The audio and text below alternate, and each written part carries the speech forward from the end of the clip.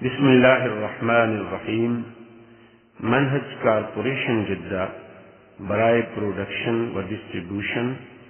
آپ حضرات کی خدمت میں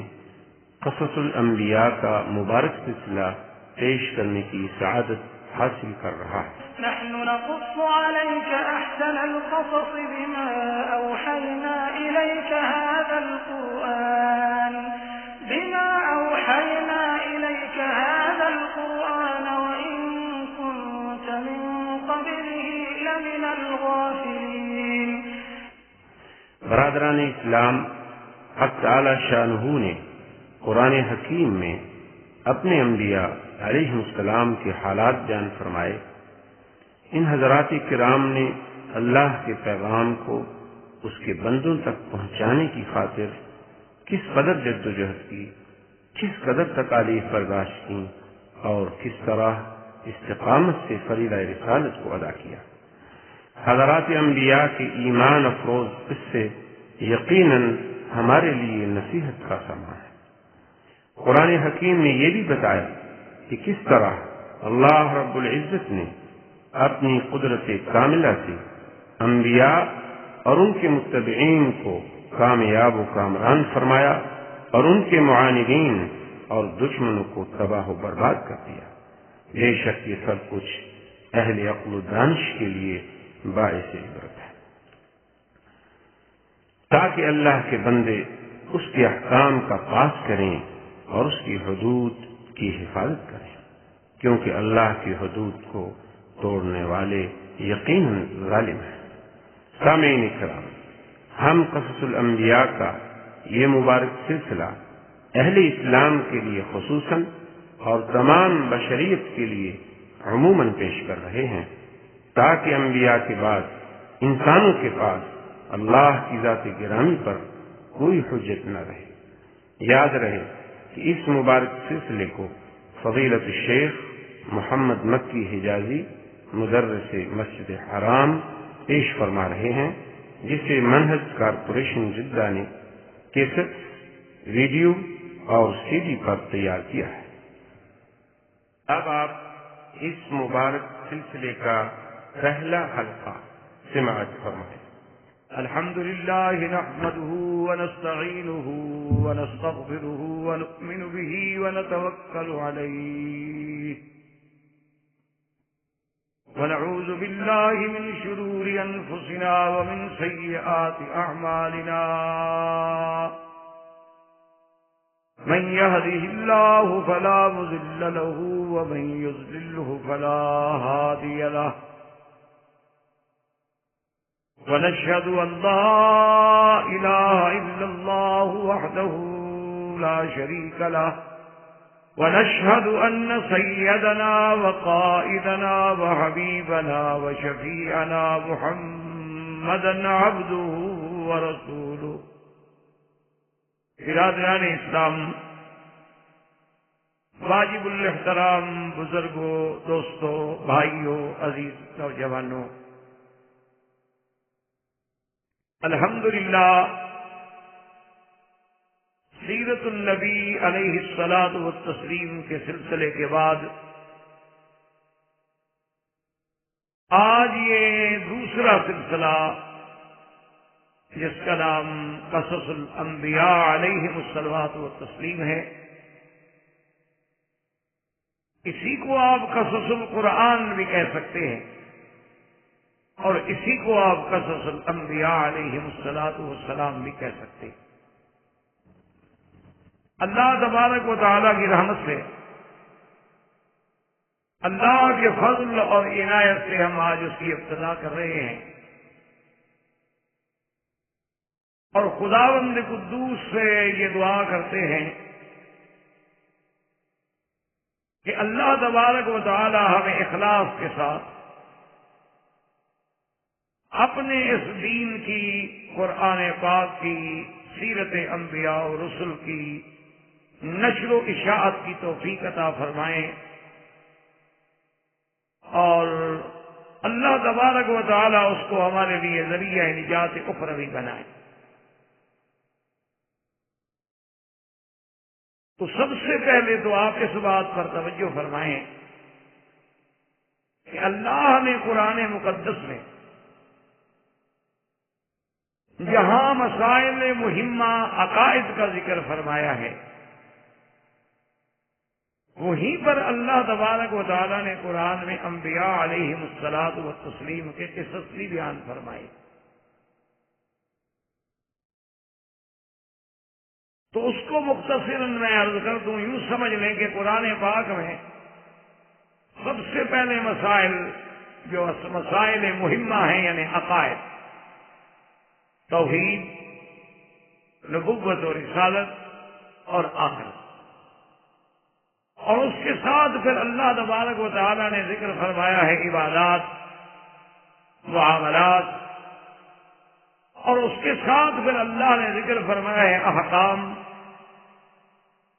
اور اس کے بعد اللہ پاک نے قصص انبیاء اور قصص امم صالحہ جو امتیں پہلے گزری ہیں ان کے بھی واقعات بیان۔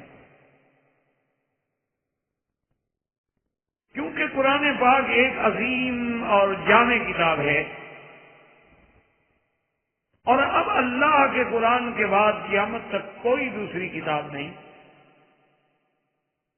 اور ایک ایسی کتاب جو اپنے زمانہ نزول سے لے کر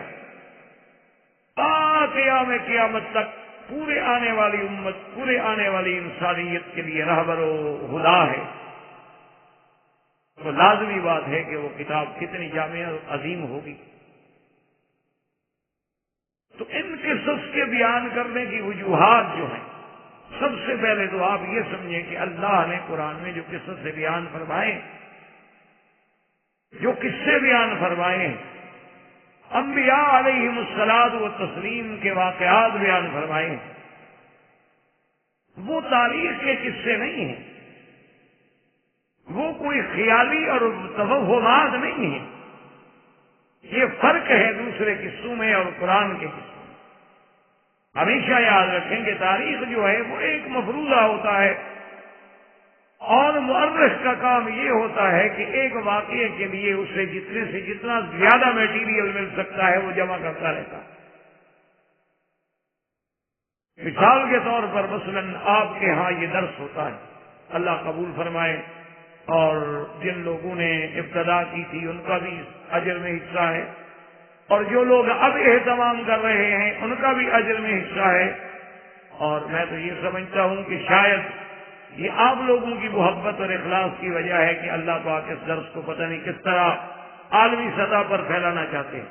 حالانکہ جو بات ہم نے ایک محدود مکان سے شروع کی تھی، ایک گھر سے ہم نے شروع کی، اس میں ساتھیوں کا خلوص اور محبت ہو۔ تو بہرحال بات یاد رکھیں کہ مؤرخ کا کام یہ ہوتا ہے کہ مثلاً وہ آ کے ایک ایک آدمی سے ملے گا کہ جی یہ درس کب شروع ہوا، تو آپ نے بتا دیا۔ وہ ان سے پوچھے گا کہ جی یہ درس کب شروع ہوا، کہاں شروع ہوا، ابتدا کہاں سے ہوئی، یہ کچھ بتا دیں گے۔ ان سے پوچھے گا کہ جی یہ درس کہاں سے شروع ہوا، کب شروع ہوا، پہلے کون درس دیتے تھے، کن کن موازیات پر درس ہوتا ہے، وہ کچھ اور بتا دیں گے، وہ سب جمع کرتا ہے۔ اب بتانے والا تو اپنے اپنے تخیل، اپنے اپنے خیالات نقل کر رہا ہے۔ اسی نے ابتدا کرے گا، کوئی ابتدا سے جہاں ڈاکٹر بدر الہدا کے گھر سے ہم نے ابتدا کی، کوئی ابتدا بتائے گا مسجد سے، کوئی ابتدا بتائے گا سیرت النبی سے، کوئی ابتدا بتائے گا قصص الانبیاء سے، کوئی ابتدا بتائے گا جب سے اس نے درس میں آنا شروع کیا ہے، کیوں اس بیچارے کو اتنا علم ہے۔ لیکن جو قرآن کے قصے ہیں وہ تو بتانے والا خالق ہے، اور لانے والے جبریل ہیں، اور سنانے والے محمد الرسول اللہ صلی اللہ علیہ وسلم۔ یعنی نہ اللہ کے کلام میں شک ہے، نہ جبریل کی امانت میں شبہ ہے، اور نہ سرکار دو جہاں کی امانت و دیانت میں کوئی شک ہے۔ تو اس لیے یہ قصے جو ہیں ایک ایسے واقعے ہیں، ایسے حقائق ہیں کہ جن میں ایک ذرے کے برابر بھی کوئی بات غلط نہیں ہو۔ اسی لیے ہم کوشش یہ کریں گے کہ قصص الانبیاء میں بھی، ورنہ قصص الانبیاء جو ہے وہ بدایہ نہایہ میں بھی، قصص الانبیاء جو ہے اس کے ابن جریر نے بھی لکھا، قصص الانبیاء جو ہے اس کے ابن کثیر نے بھی لکھا، قصص الانبیاء جو ہے وہ آپ کے اردو میں بھی لکھی گئی، قصص الانبیاء جو ہیں وہ فارسی میں بھی لکھی گئی، قصص الانبیاء جو ہیں وہ سریانی و عبرانی میں بھی لکھی گئی. قصص الانبیاء کو آپ کو سینکڑوں کتابیں مل سکتی ہیں، لیکن ہماری محنت یہ ہوگی، ہم اپنی طرف سے کاوش یہ کریں گے، ہم اپنی طرف سے کوشش یہ کریں گے کہ قصص الانبیاء صرف اللہ کے قرآن سے ہم نقل کریں یا ان احادیث مبارک سے نقل کریں جن کی صحت پر کسی کو کلام نہیں. اور ہم روایات اسرائیلی روایات کو بالکل چھوڑ دیں گے، الا کہیں کہیں وہ روایت لیں گے جو اللہ کے قرآن سے اور فرمان محمد مصطفیٰ صلی اللہ علیہ وسلم سے متصادم نہیں ہو، تاکہ ہم جو بھی سن سکیں اور جو بھی ہم محفوظ کر سکیں، کم از کم ہمیں اپنی طرف سے یہ تسلی ہو کہ الحمدللہ ثم الحمدللہ اس میں کوئی رطب نہیں، کوئی یابس نہیں، کوئی اسرائیلیات نہیں، کوئی جھوٹی باتیں نہیں، کوئی بعض گھڑی گھڑے قصے نہیں ہیں، بلکہ وہ قصہ اللہ کے قرآن سے، فرمان محمد مصطفیٰ صلی اللہ علیہ وسلم سے، اصحابہ کبار سے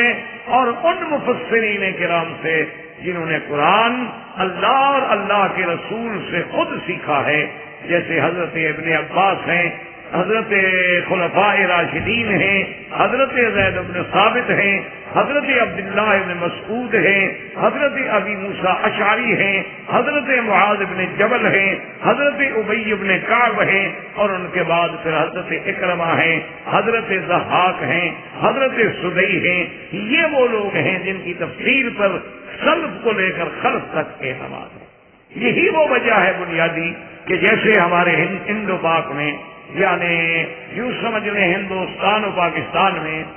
جب انگریزی افکار نے غلبہ کیا، جب انگریزی سامراج نے غلبہ کیا، تو ان کے مقابلے پر دو جماعتیں پیدا ہو گئی. ایک جماعت جو تھی وہ جدید اور قدیم علوم کو ملا کر، اصل میں ان کی نیت بھی یہ تھی کہ وہ استعمار کا مقابلہ کریں، ان کی نیت بھی یہ تھی کہ وہ انگریزی افکار کا مقابلہ کریں، ان کی نیت بھی یہ تھی کہ وہ ان ساری چیزوں کا مقابلہ کر سکیں اور ان کو جواب دے سکیں. ان کی نیتیں بھی بالکل ٹھیک تھیں اور ان کی نیتیں بھی صحیح تھیں. لیکن دوسری وجہ یہ ہو گئی، اچھا ان میں یوں سمجھ لیں کہ سر سید احمد خان نے، انہوں نے ابتدا کی، اسی طرح اور ان کے تمام لوگ ہیں. اور دوسری جماعت جو تھی وہ یہ تھی کہ بھئی ہم وہ لوگ پیدا کریں جن لوگوں نے صحیح معنی میں اللہ کے قرآن کی تفسیر جو ہے وہ اسلاف کے طرز سے کی ہے، جیسے کہ حضرت شاہ ولی اللہ رحمت اللہ علیہ اور ان کا خانوادہ، ان کی اولاد اور ان کے بیٹے جو ہیں، انہوں نے جو ابتدا کی ہے اس سے دو تفسیریں سامنے. اب نتیجہ کیا نکلا کہ جو لوگ جدید کا شکار ہوئے، جیسے تفسیر تو قادیانی نے بھی لکھی، تفسیر جو ہے وہ سر سید نے بھی لکھی، تفسیر جو ہے وہ فیضی نے بھی لکھی ہے جو رافضی تھا، تفسیر جو ہے یعنی ڈپٹی نذیر نے بھی لکھی، تفسیر جو ہے بڑے بڑے لوگوں نے لکھی ہے اور مختلف لوگوں نے لکھی ہے. لیکن جو صحیح معنی میں اسلاف کا اسلوب تھا وہ صرف شاہ ولی اللہ رحمت اللہ علیہ اور ان کے خاندان اور ان کی اولادوں کو نصیب ہوا کہ انہوں نے تفسیر کا وہی انداز رکھا جو اللہ کے قرآن اور حدیث محمد مصطفیٰ صلی اللہ علیہ وآلہ وسلم کی روشنی میں مرتب کیا. کیونکہ ان کا سلسلہ جو ہے تفسیر کا وہ جڑے گا کہاں سے؟ چلتے چلتے سلسلہ جائے گا سیدنا عباس تک، صحابہ تک، خلفاء راشدین تک. تو بہرحال اس تمہید کا مقصد یہ تھا کہ ہم کوشش کریں گے کہ ہمارے تفسیر جو ہے وہ قرآن کے مطابق ہو اور حدیث صحیح کے مطابق ہو، اور اس میں کسی قسم کے اسرائیلیات یا اس کے میں کسی قسم کے خرافات یا اس میں کسی قسم کے ایسی جھوٹی واقعات شامل نہ ہو سکیں کہ جن کے لیے کل سننے والوں کو پریشانی کا باعث. تو اب سب سے پہلے یہ سمجھیں کہ اللہ نے جو قرآن میں قصے بیان فرمائے ہیں اس کی وجہ کیا، حالانکہ خود قرآن بیان کر رہا ہے. قرآن مقدس نے خود فرمایا ہے کہ میرے مدنی صلی اللہ علیہ وسلم کہ نحن نقص علیک احسن القصص بما اوحینا الیک ھذا القرآن وَإِن كُنتَ مِن قَبْلِهِ لَمِنَ الْغَافِلِينَ۔ اللہ کا قرآن خود کہہ رہا کہ اے میرے محبوب ہم نے یہ قصے آپ پر کیوں کیا؟ اس لیے کہ آپ کو ان قصص سے پہلے ان واقعات کا کوئی علم نہیں۔ ہم نے یہ واقعات آپ کو بتلایا، اور بتلانے کی وجہ کیا ہے؟ دوسری جگہ قرآن کہتا ہے قُلْ نَقُصُّ عَلَيْكَ من انباء الرسل ما نثبت به فؤادك۔ محمد مصطفیٰ صلی اللہ علیہ وسلم جو ہم نے اپنے رسولوں کے قصے، انبیاء کی عظیم خبریں آپ کو دی ہیں تاکہ آپ کو دلی تسکین حاصل ہو، آپ کو دل جمعی حاصل ہو، آپ کو پتہ چلے کہ پہلے پہلے انبیاء اور رسول جو ہیں وہ کتنے امتحانوں سے گزرے ہیں، ان نے قوم کے ساتھ کیا کیا مقابلے کیے ہیں، ان کو قوموں کے سامنے کن مشکلات کا سامنا کرنا پڑا ہے، اور پھر یہ قصے جو ہیں موعظہ ہوں، یہ قصے جو ہیں ذکرہ ہوں، یہ قصے جو ہیں آنے والے مومنین کے لیے باعث ہدایت ہوں اور باعث عبرت۔ اسی طرح اللہ تبارک و تعالی نے فرمایا کہ ہم نے یہ قصے کیوں بیان کیے ہیں۔ دوسری جگہ آیت میں آتا ہے کہ لعلہم یتفکرون، کہ پڑھنے والے، قرآن کو غور کرنے والے، قرآن پہ عمل کرنے والے ان میں سوچیں، ان میں غور کریں، ان میں تدبر۔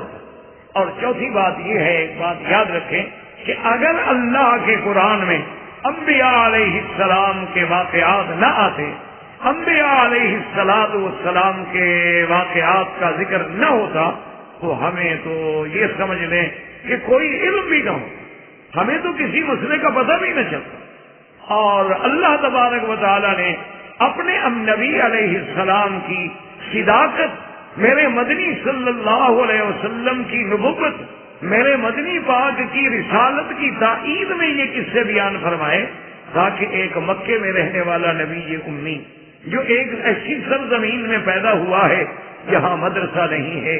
جہاں وسائل نہیں ہیں، جہاں جدید معلومات کے ذرائع نہیں ہیں، پھر حضور صلی اللہ علیہ وسلم کے اسفار نہیں ہیں، حضور صلی اللہ علیہ وسلم کی باہر کے لوگوں سے ملاقاتیں نہیں ہیں، لیکن وہ آدم علیہ السلام کی خبر دیتے ہیں، وہ نوح علیہ السلام کی خبر دیتے ہیں، وہ ادریس علیہ السلام کی خبر دیتے ہیں، وہ موسیٰ علیہ السلام کی خبر دیتے ہیں، وہ عیسیٰ علیہ السلام کی خبر دیتے ہیں، ان کی قوموں کے واقعات بتلاتے ہیں، اور جو بتلاتے ہیں ان میں ایک حرف بھی غلط نہیں۔ تو جب پوری قوم کے سامنے یہ باتیں آئیں گی تو یہی قصے جو ہیں دراصل صداقت محمد مصطفیٰ صلی اللہ علیہ وسلم کا بھی سب سے بڑا ذریعہ بنیں گے، سب سے بڑی شہادت، سب سے بڑی دلالت۔ کہ دیکھیں گی کہ حضور صلی اللہ علیہ وسلم کو آخر فرعون کے بارے میں کیا پتا، حضور صلی اللہ علیہ وسلم کو موسیٰ علیہ السلام کے زمانے کا کیا پتا، حضور صلی اللہ علیہ وسلم کو موسیٰ علیہ السلام کے زمانے میں ساحروں کا کیا پتا، حضور صلی اللہ علیہ وسلم کو ابراہیم علیہ السلام کا اپنے باپ کے ساتھ مناظرہ ہوا تو کیا پتا، قوم کے ساتھ مناظرہ ہوا تو کیا علم، بادشاہ کے ساتھ مناظرہ ہوا تو کیا پتا، حضرت عیسیٰ علیہ السلام کے ساتھ حواریین نے کیا کیا، عیسیٰ علیہ السلام کے ساتھ یہود نے کیا کیا،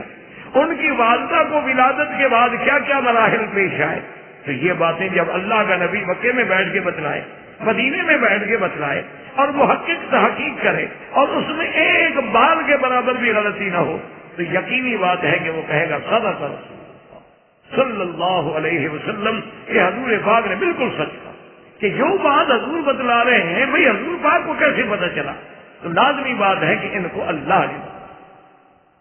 اور تیسری بات یہ ہے کہ قرآن سمجھنے کے لیے بھی قصص انبیاء میں ایک ہمیں بڑی مدد ملے کہ جب ہم آدم علیہ السلام کے قصے کو پڑھیں، جب ہم نوح علیہ السلام کے قصے کو پڑھیں گے، جب ہم انبیاء علیہ السلام کے واقعات کو پڑھیں گے تو ہمیں پتہ چلے گا کہ یہ آیتیں کس کے متعلق ہیں۔ یہ آیات مبارک جو ہیں آسمانوں کے بارے میں، یہ آیات مبارک جو ہیں زمینوں کے بارے میں، یہ آیات مبارک قوم عاد کے بارے میں، یہ آیات جو ہیں قوم سمود کے بارے میں، یہ آیات جو ہیں حضرت صالح علیہ السلام کے بارے میں، یہ آیات جو ہیں حضرت یعقوب و یوسف علیہ السلام کے بارے میں ہیں، تو اللہ کے قرآن کو سمجھنے میں بھی ہمیں مدد ہے۔ تو اس لیے ان قصص انبیاء کی ایک عظیم اہمیت ہے، ان کی ایک عظیم مکانہ ہے، ان کا ایک عظیم مرتبہ ہے، لیکن شرط یہ ہے کہ ہم ان قرآن کے واقعات کو، قرآن میں قصص انبیاء کو علیہم الصلاۃ والتسلیم کو بالکل صحیح معنی میں دل کے ساتھ، عقل کے ساتھ، انصاف کے ساتھ سننے اور سمجھنے کی کوشش کریں۔ اب جناب سب سے پہلے قصہ جو ہے وہ سیدنا آدم علیہ السلام، کیونکہ ابتدائی انسانیت جو ہے، تخلیق انسانیت جو ہے، اس کی ابتدا آدم علیہ السلام، لیکن اس سے پہلے تھوڑا سا ایک منظر، سیدنا آدم علیہ السلام سے پہلے تھوڑا سا ایک منظر آپ دیکھ لیں کہ جب آدم علیہ السلام بھی پیدا نہیں ہوئے، جب یہ کائنات بھی پیدا نہیں ہوئی، جب یہ دنیا بھی پیدا نہیں ہوئی، تو اس کے بارے میں صحیح حدیثیں ہیں، مسلم شریف میں حدیث ہے، اسی طرح سیاہ میں حدیث ہے، اسی طرح مسانید میں احادیثیں ہیں، اسی طرح سنن میں احادیث ہے کہ حضور صلی اللہ علیہ وسلم سے سرکار دو عالم حبیب کبریا سیدنا محمد مصطفیٰ صلی اللہ علیہ وعلا آلہ واصحابہ وسلم تسلیما کثیرا کثیرا سے جب پوچھا گیا کہ حضور آپ ہمیں یہ تو بتائیں کہ جب آسمان و زمین نہیں تھے تو اس وقت کیا تھا؟ تو حضور صلی اللہ علیہ وسلم نے فرمایا کہ یاد رکھو جب کچھ نہیں تھا تو اللہ کی ذات، کیونکہ اللہ کی ذات جو ہے وہ هو الاول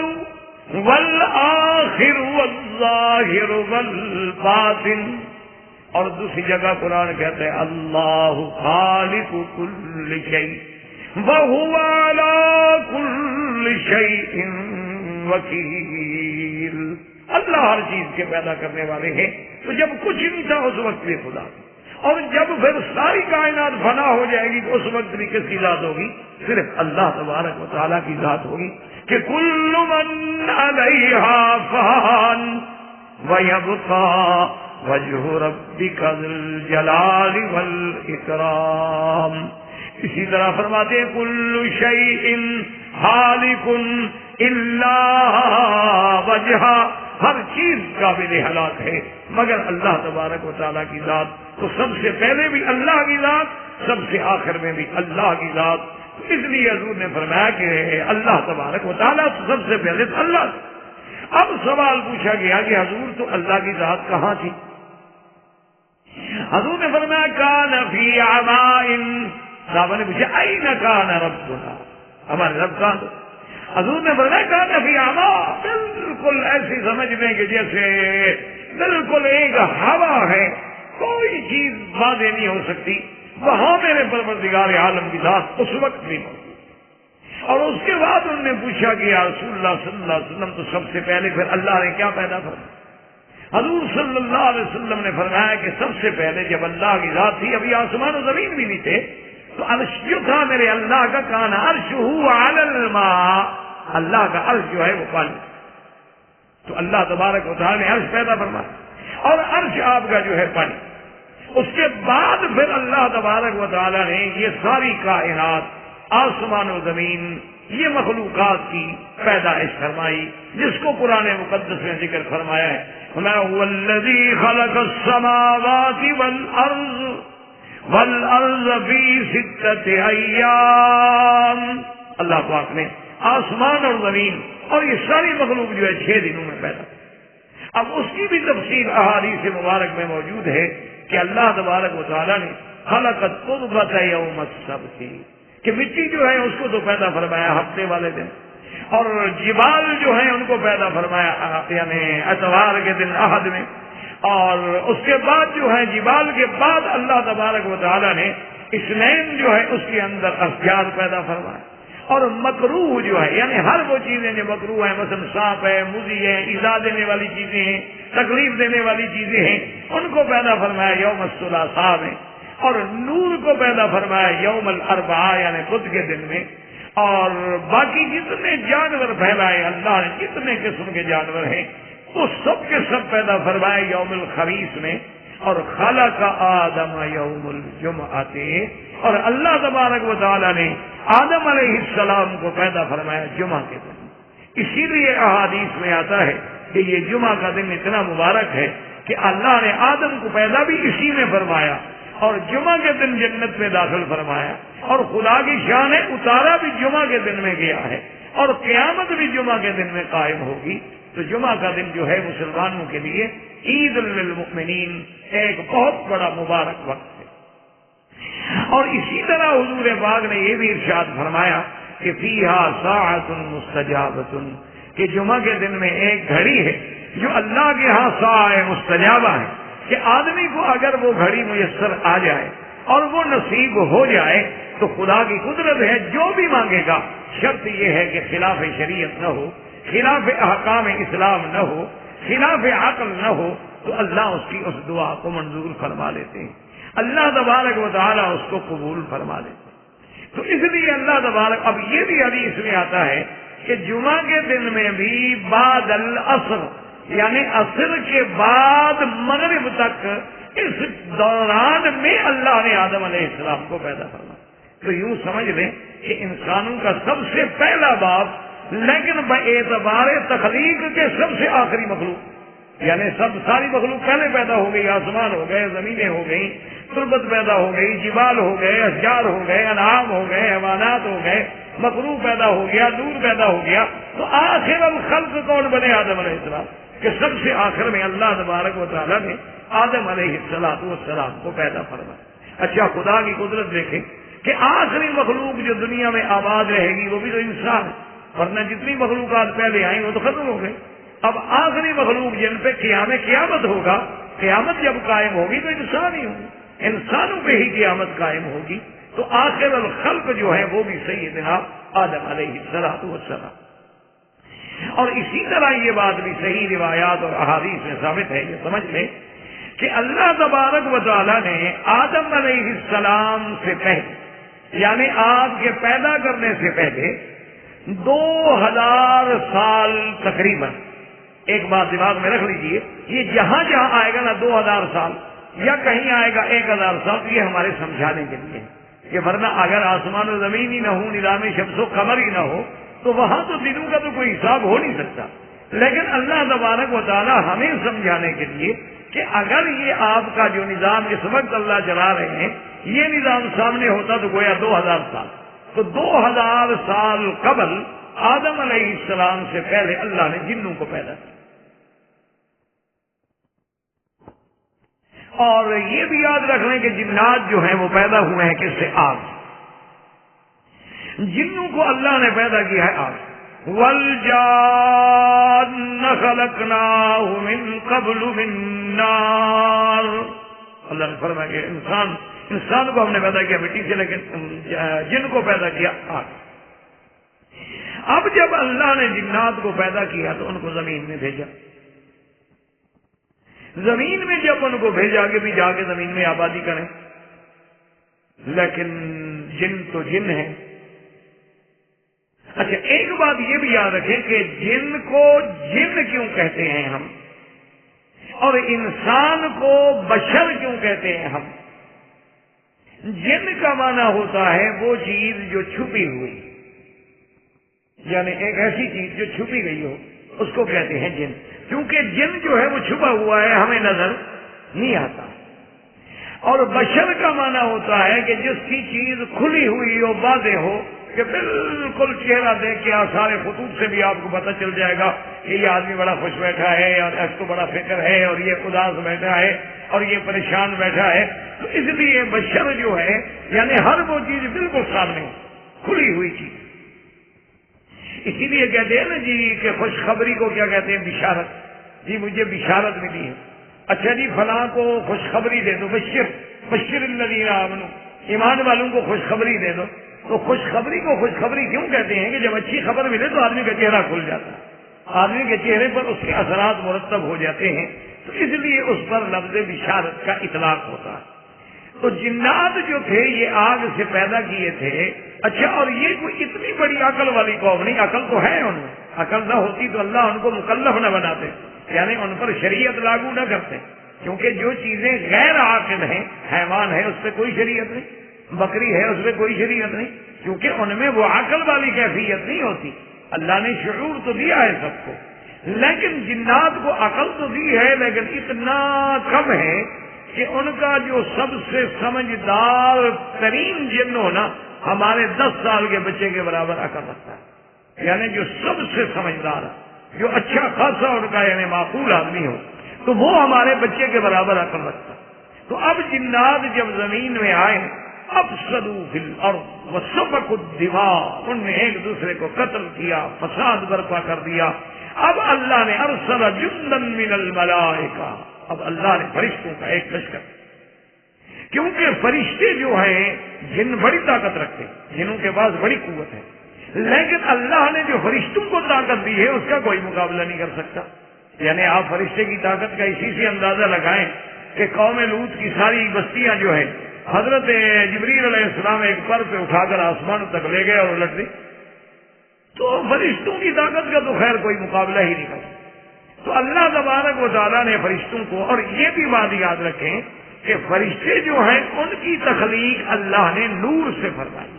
یعنی جنوں کی تخلیق اللہ نے نار سے فرمائی، اور فرشتوں کی تخلیق، اور یہ بات وہمی نہیں بلکہ حضور نے فرمایا خلقت الملائکۃ من نور،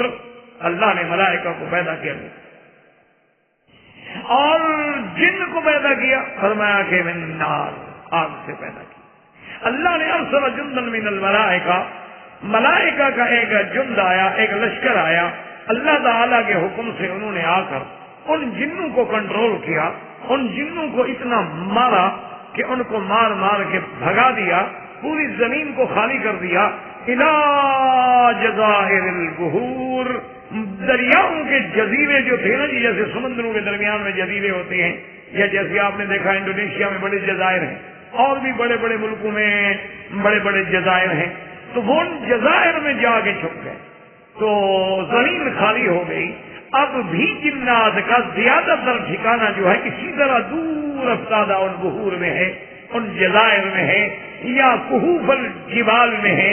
یا ان جگہوں پر ہوتا ہے جو جگہیں ویران ہوں، جن جگہوں میں کوئی عمران نہ ہو، آبادی نہ ہو، وہاں زیادہ تر جنات جو ہے قبضہ رکھتے ہیں۔ تو اللہ تبارک و تعالیٰ نے تو ان کی قوت کو، طاقت کو ختم کر دیا۔ ارسل جندا من الملائکہ، فرشتوں کی ایک جماعت آئی اور فرشتوں کی اس جماعت نے اس پہ کنٹرول۔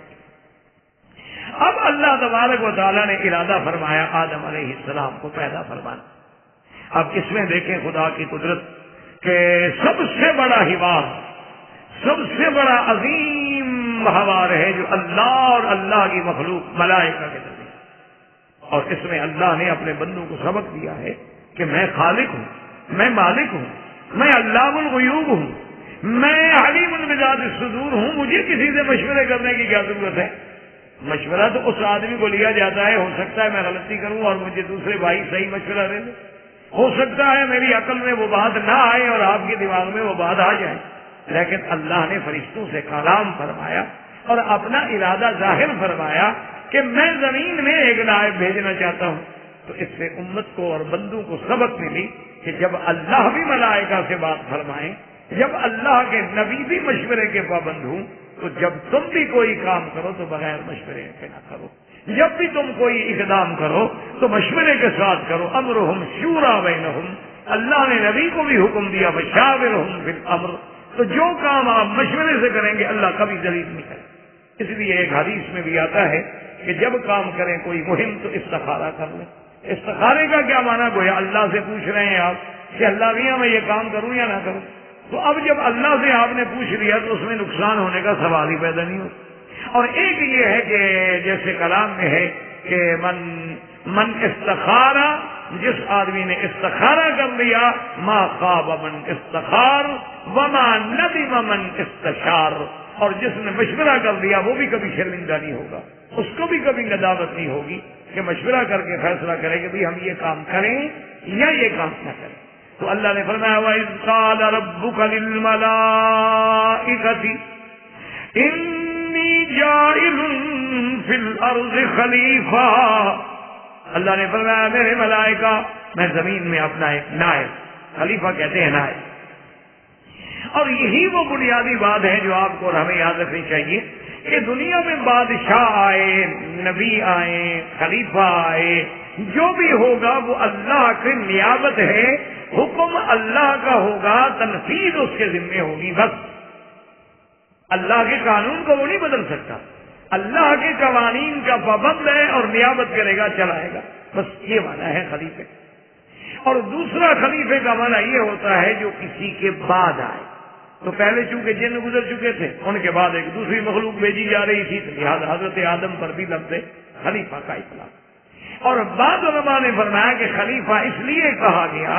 کہ اللہ تو جانتے تھے کہ آدم کی اولاد ہوگی، پھر اولاد کی اولاد ہوگی، پھر اولاد کی اولاد ہوگی، نسلیں چلیں گی، تو یخلف بعضهم بعضا، ایک دوسرے کے بعد آئیں گے، تو لہذا اس لیے بھی ان پر لفظ خلیفہ کا اطلاق اللہ تبارک و تعالی نے فرمایا ملائکہ سے کہ انی جاعل فی الارض خلیفہ، کہ میں زمین میں خلیفہ بھیجنا چاہتا ہوں۔ تو اب ملائکہ نے عرض کیا قالوا وتجعل فیہا من یفسد فیہا ویسفک الدماء ونحن نسبح بحمدک ونقدس لک قال انی اعلم ما لا تعلمون۔ ملائکہ نے عرض کیا کہ یا اللہ آپ پھر ایک ایسی مخلوق کو بھیجیں گے کہ زمین میں جا کے جو فساد، زمین میں جا کے پھر خون بہائے، پھر خون ریزی کرے، پھر قتل کرے، اور ہم جو تیری مخلوق ہیں، تیرے عباد ہیں، ہر وقت تسبیح کہنے والے، تحمید کہنے والے، تقدیس کہنے والے، اگر دنیا میں کسی کو بھیجنا ہے اور عمران دنیا مقصود ہے آپ کا، تو آپ اس کا معنی یہ تھا کہ خود مانگا تو نہیں، لیکن اشارہ کر دیا کہ اللہ نے ہمیں بھیج دیں، پھر ہم جو تیرے بندے موجود بیٹھے ہوئے ہیں، ہم جو تیرے فرما بردار بیٹھے ہوئے ہیں، اور فرما بردار بھی ایسے کہ جن سے کبھی نافرمانی کا صدور ہی نہیں ہوا، یعنی اللہ کے فرشتے ایک ایسی مخلوق ہے کہ عباد المکرم لا یعصون اللہ ما امرہم ویفعلون ما یؤمرون، کبھی اللہ کی نافرمانی نہیں کرتے، جو بھی حکم ملے اس کی تعمیل ہوگی۔ اللہ تبارک و تعالی نے فرمایا کہ ملائکہ انی اعلم ما لا تعلمون، میں جانتا ہوں تم نہیں جانتے۔ وہ ہمارے ایک استاد ہوتے تھے، فوت ہو گئے، تو وہ اس آیت پہ آ کے ہمیں سمجھانے کے لیے کہتے تھے کہ اللہ پاک نے جب زمین کو آباد کرنا تھا تو صرف صوفیوں کی ضرورت نہیں تھی جو بیٹھ کے بس مراقبے کرتے رہیں اور ذکر کرتے رہیں، اللہ تبارک و تعالیٰ کو ایسے آدمی کی ضرورت تھی جو کچھ کام بھی تو کرے نا، صرف تسبیح پر زور تو نہ ہونا۔ نے کہا اس لیے فرشتوں نے کہا کہ ہم بڑی تسبیح پڑھتے ہیں، میں نے کہا صرف تسبیح والا مجھے نہیں چاہیے، تسبیح والے سے کام نہیں چلے گا، مجھے تو وہ آدمی چاہیے گھنٹہ تسبیح پڑھے تو گھنٹہ دنیا کا کام بھی تو کرے، ساعتن الی ھذا و ساعتن الی ھذا، تم تو ہر وقت تسبیح میں ہو۔ اسی لیے اقبال نے اپنے کلام میں ابلیس کا وہ جو مکالمہ نقل کیا ہے نا، تو وہ بھی ایک عجیب انداز ہے اس کا، اقبال مرحوم کا، تو کہتا ہے کہ وہ ابلیس یعنی مخاطب ہو کے کہتا ہے انسان سے کہ ابھی تم کیا ہو یار، اصل تو میں ہوں نا، دیکھو کیسے اپوزیشن میں بیٹھا ہوں خدا کی، میں کھٹکتا ہوں دل یزداں میں کانٹے کی طرح، میں کھٹکتا ہوں دل یزداں میں کانٹے کی طرح، اور تو فقط اللہ اللہ اللہ، تیرا تو بس اتنا ہی کام ہے۔ دیکھو نا میں نے کیسی اکھاڑ پچھا رکھی ہے پوری دنیا میں، پوری دنیا میں کہ جناب میں نے سب کو آگے لگا رکھا ہے۔ تو بہرحال اللہ کے فرشتوں نے یہ عرض کیا تو اللہ نے جواب دیا کہ انی اعلم ما لا، میں علم رکھتا ہوں، میں جانتا ہوں تم نہیں جانتے ہو کہ زمین کی عمران کے لیے کون مناسب ہے، یہ میں جانتا۔ اب جب اللہ نے فیصلہ فرما دیا آدم علیہ السلام کو پیدا کرنے کا، تو آپ پڑھ چکے ہیں کہ اللہ نے نور کو، ملائکہ کو پیدا کیا نور سے، جنات کو پیدا کیا آگ سے، اور آدم علیہ السلام کو پیدا فرمایا مٹی سے، حکم دیا گیا کہ بھئی تمام روئے زمین جتنا اللہ نے سب کی تھوڑی تھوڑی مٹی لیا۔ ایک حدیث میں ہے کہ اللہ نے حکم دیا فرشتوں کو کہ مٹی لاؤ، اور فرشتے مٹی لائے، اور ایک میں ہے کہ اللہ نے اپنے دست قدرت سے پوری کائنات سے جو زمین پیدا فرمائی تھی ساری اس سے مٹی اٹھا لی۔ اب چونکہ زمین کی مٹی مختلف تھی، پوری دنیا کی زمین جتنا ہے، آپ کو پتا ہے کہ زمین کے اندر جتنی مٹی ہے اس کے اختلاف ہے. کہیں آپ دیکھ لیں کلر والی مٹی ہے، کہیں اچھی مٹی ہے، کہیں وہ مٹی ہے جو قابل کاشت ہے، کہیں وہ مٹی ہے جو پانی کو زمین سنبھالتی ہے، کہیں وہ مٹی ہے جسے پانی اثر ہی نہیں کرتا، کہیں وہ مٹی ہے جو بالکل بنجر ہے، جلی ہوئی ہے، سڑی ہوئی ہے. تو مٹی کے تو قسمیں. اچھا کہیں آپ دیکھیں آپ کو سفید مٹی نظر آئے گی، کہیں آپ دیکھیں بالکل جلی ہوئی رات کی شکل میں، کہیں سرخ. یہی وجہ ہے کہ آگے اولاد آدم کی بھی پھر اشکال پیدا ہوئی کہ اللہ تبارک و تعالیٰ نے جتنا اس مادے میں، جتنا اس بنیاد میں اثرات تھے وہ آگے جا کر بھی تو ظاہر ہونے تھے نا. اگر آپ مثلا سفید سیمنٹ سے کوئی چیز بنائیں گے تو سفید ہوگی، کالی سیمنٹ سے بنائیں گے تو کالی ہوگی. اگر آپ سفید اور کالی کو مکس کر دیں تو اور رنگ نکل آئے گا. اس لیے اللہ نے آدم علیہ السلام کو جب پیدا کیا تو مٹی سے، جس کے بارے میں قرآن پاک نے وضاحت کی ہے کہ ان مثل عیسیٰ عند اللہ کمثل آدم خلقه من تراب ثم قال له كن فيكون. اللہ نے آدم علیہ السلام کو پیدا کیا مٹی. اچھا یہیں پر ایک بات یاد رکھ لیں تاکہ انشاءاللہ ثم انشاءاللہ آسانی ہو کہ کسی جگہ تو قرآن کہتا ہے کہ خلقه من تراب، اور کہیں قرآن کہتا ہے کہ اللہ نے آدم کو پیدا کیا من طین. جیسے کہ قرآن میں دوسری جگہ ہے کہ جب اللہ نے کہا فرمایا ابلیس سے کہ تو نے سیدھا کیوں نہیں کیا، تو نے کہا انا خیر منہ خلقتنی من نار وخلقتہ من طین. تو وہاں آتا ہے کہ اللہ نے تین سے پیدا کیا. اچھا اسی طرح ایک جگہ قرآن کہتا ہے من طین لازب، کہ اللہ نے ایسی مٹی سے آدم کو پیدا کیا جو چمٹنے والی ہے. لازب کا معنی ہے ایک دوسرے کو چمکنا. آپ دیکھتے ہیں نا کہ کوئی ربڑ ہو ایک دوسرے سے پکڑ لیتا ہے، جس میں لسکا جس کو آپ کہتے ہیں، اتنا ضروری الحمدللہ بھی جانتے ہیں. تو جس میں ذرا چمٹنے والی چیز وہ لازب. اچھا ایک جگہ قرآن کہتا ہے کہ ہم نے پیدا کیا من صلصال من حمأ مسنون، اور ایک جگہ قرآن کہتا ہے صلصال کالفخار. تو اب دیکھیں قرآن میں ایک جگہ آ گیا تراب، ایک جگہ آیا تین، ایک جگہ آیا تین لازم، ایک جگہ آیا صلصال کالفخار، اور ایک جگہ ہے من حمأ مسنون. تو اب یہ 5 مقامات ہیں جن پر اللہ تبارک و تعالیٰ نے ذکر فرمایا کہ ہم نے آدم علیہ السلام کو پیدا کیا. اب جو لوگ اللہ معاف فرمائے جو اعداء اسلام ہیں، یعنی جو دشمنان دین ہیں، جو منکرین قرآن ہیں، جو صہائنہ یہود کے مستشرقین ہیں یا نصارہ کے مستشرقین ہیں، یا آپ کے وثنی ہندوؤں کے پڑھے لکھے لوگ ہیں، وہ انہی چیزوں کو ہماری جیل جدید کے سامنے رکھتے ہیں کہ دیکھو جی اگر یہ اللہ کا کلام ہے اور اللہ کے بارے میں آپ کہتے ہیں کہ وہ علیم بذات الصدور ہیں، سب علم رکھنے والے ہیں، تو کبھی کہتے ہیں مٹی سے پیدا کیا، کبھی کہتے ہیں تین سے پیدا کیا، کبھی کہتے ہیں تین لازم سے پیدا کیا، کبھی کہتے ہیں صلصال سے پیدا کیا، کبھی کہتے ہیں ہم نے حمأ مسنون سے پیدا کیا. یہ کیا بات؟ تو حالانکہ اصل بات یہ ہے کہ یہ تعارض نہیں ہے، نہ یہ تناقض ہے، بلکہ اللہ نے آدم علیہ السلام کی پیدائش کے جو مرحلے ہیں نا ان کا ذکر کرا. جیسے اب انسان ہے، اللہ نے انسان کو کس سے پیدا کیا؟ نطفے سے. سیدھی بات. لیکن فرماتے ہیں ثم خلقنا النطفة علقة فخلقنا العلقة مضغة فخلقنا المضغة عظاما فكسونا العظام لحما ثم انشأناه خلقا آخر فتبارك الله أحسن الخالقين. اور اللہ فرماتے ہیں کہیں من ماء مہین، اور کہیں فرماتے ہیں فَلْيَنظُرِ الْإِنسَانُ مِمَّ خُلِقَ مِن مَّاءٍ دَافِقٍ يَخْرُجُ مِن بَيْنِ الصُّلْبِ وَالتَّرَائِبِ. اللہ تبارک و تعالیٰ کہیں کسی مقام پہ فرمایا کہ ہم نے پیدا کیا ماء دافق سے، کہیں فرمایا من نطفۃ، اور کہیں فرمایا من ماء مہین، ایک حقیر پانی سے. اور پھر پیدا کرنے کے بعد اصل وجہ کیا ہے؟ یہ سارے مراحل ہیں. وہ نطفہ بھی ہے، وہ باپ کی پشت سے ٹپکنے والا، ماں کے سینے سے گرنے والا، وہ رحم مادر میں قرار پکڑنے والا، وہ حقیر پانی بھی ہے، اس کو پھر علقہ بنا، پھر مضغہ بنا، پھر فکسون العظام لحما، تو اس کے جتنے ادوار ہیں اس کو اللہ تبارک و تعالی نے ذکر فرمایا ہے۔ ابھی آپ نے دیکھا ہوگا یا سنا ہوگا کسی امریکن اسٹیٹ میں ایک بہت بڑا ڈاکٹر تھے گائنی کے عورتوں کے جو آپ کے یعنی امراض نساء اور ولادہ کے جو ڈاکٹر ہوتے ہیں، یعنی بہت بڑا ٹاپ کے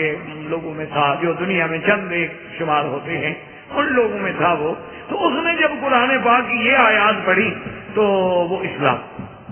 اس نے کہا کہ اللہ کے نبی کو یہ سارے مراحل کس نے بتائے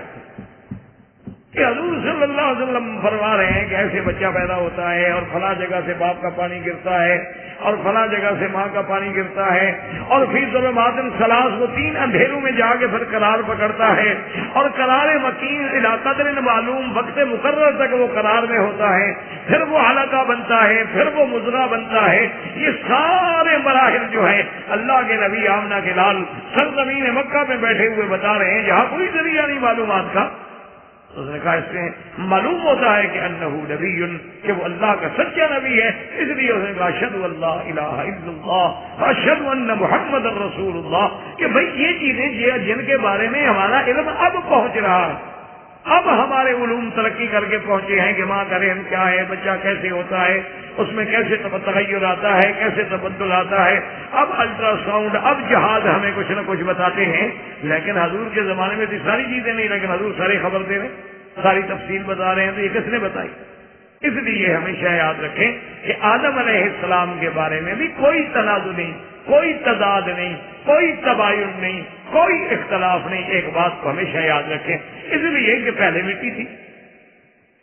اب جب مٹی میں پانی ڈالا گیا تو 3 بن گئی، لما بلا بالماء التراب بلت بالماء صارت 3 بن گئے۔ اب مضى علیہا وقتاً، کچھ دیر گزری 3 لازم بن گئی، اب جناب اس میں وہ چکناہٹ آ گئی۔ ویسے بھی آپ دیکھ لیں مٹی کو آپ بھگو کے رکھ دیں، آپ دیکھیں گے تو ایسا ایسا اس کے اندر تغیر آئے گا۔ جب خالص مٹی ہو نا جی، اچھی قسم کی مٹی، وہ تو ماشاءاللہ اس میں اتنی مضبوطی آ جاتی ہے، لیکن جب برتن بناتے ہیں کمہار ہمارے تو وہ مٹی ڈھونڈتے ہیں بیچارے کہ کون سی مٹی ہوگی۔ اچھا، پھر مٹی کی بھی شان ہے۔ پہلے دور میں جب یہاں ایئر کنڈیشن اور یہ ہمارے فریج اور یہ ہماری چیزیں نہیں ہوتی تھیں، تو سب سے بڑا ہدیہ جو تھا نا مدینہ منورہ میں، جو بھی ساتھی جاتے تھے تو لوگ یہ کہتے تھے کہ بھی مدینے کی سراہی لے آئے، تو مدینہ منورہ کا سب سے محبوب ہدیہ یہ ہوتا تھا کہ سرائیاں، اور مدینہ منورہ کی کھجور، اور مدینہ منورہ کے پھول، گلاب کے پھول جو تھے، یہ 3 ہدایا ہوتے تھے جو خالص مدینے کی مٹی سے پیدا ہونے والے۔ کھجور بھی وہاں پیدا ہوئی، پھول بھی وہاں پیدا ہوئے، اور مٹی بھی وہیں کی، اور اسی سے وہ بنتی تھی سرائیاں۔ اور یقین فرمائیں کہ وہ سرائیاں اتنی ٹھنڈی ہوتی تھی، اتنا ان کو، اور آپ پرانے گھر اب ابھی دیکھیں نا عرب کے بنے ہوئے، تو جب باہر بالکونے ہوتے تھے نا تو لکڑی بناتے تھے، وہاں سوراخ رکھتے تھے کہ اسی سوراخ میں وہ سرائیاں پھنسا دیتے کہ ان کو جب ہوا لگتی تھی تو وہ اتنا ٹھنڈا اور طبیعی پانی ہوتا تھا کہ اللہ تبارک و تعالیٰ کی رحمت سے ہمارے یہ ان کی ڈاکٹر بھی بچے رہتے تھے اور مریض بھی آرام سے رہتے۔ جب سے ہم نے یہ مصنوعی ٹھنڈک شروع کی ہے، اللہ کی مہربانی ہے، نہ بچوں کو چین ہے نہ ماں باپ آرام سے۔ چلو یہ شکر ہے کہ کچھ ڈاکٹروں کا ذریعہ معاش بنتا رہتا ہے، اگر بیمار نہ ہوں تو وہ کیا۔ تو بہرحال تو اس لیے اصول یہ ہوتا ہے کہ اللہ کے نبی نے یہ جو فرمایا قرآن نے، اب مٹی تھی،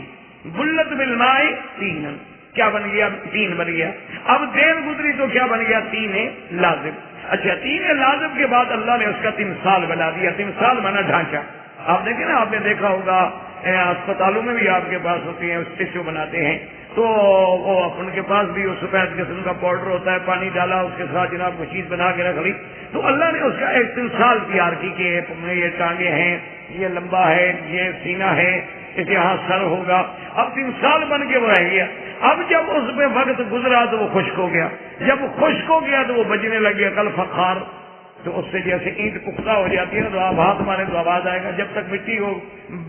گیلی تو اس کو ہاتھ مارے تو آواز نہیں آئے گی، جب وہ خشک ہو جائے تو برتن سے آواز آئے گی۔ اچھا اب ہمائن مسنون کہتے ہیں کہ جیسے راکھ ہوتی ہے نا، ہماری آگ جلے اور راکھ نکل آئے، تو جلی ہوئی راکھ کا جو رنگ ہے تو وہ دھوپ میں پڑے پڑے پڑے پڑے اس پر وہ اثرات جب آئے تو اس کی شکل جو تھی وہ ہمیں مسنون بن گئی. تو اس لیے اللہ تبارک و تعالیٰ نے کسی جگہ فرمایا کہ ہم نے آدم علیہ السلام کو تراب سے پیدا کیا، کسی جگہ فرمایا تین سے پیدا کیا، اور کسی جگہ فرمایا تین لازم سے پیدا کیا، اور کسی جگہ فرمایا صلصال کالفخار، اور کسی جگہ فرمایا کہ صلصال من حمأ مسنون. تو تمام اللہ کے قرآن کی آیات جو ہیں وہ برحق.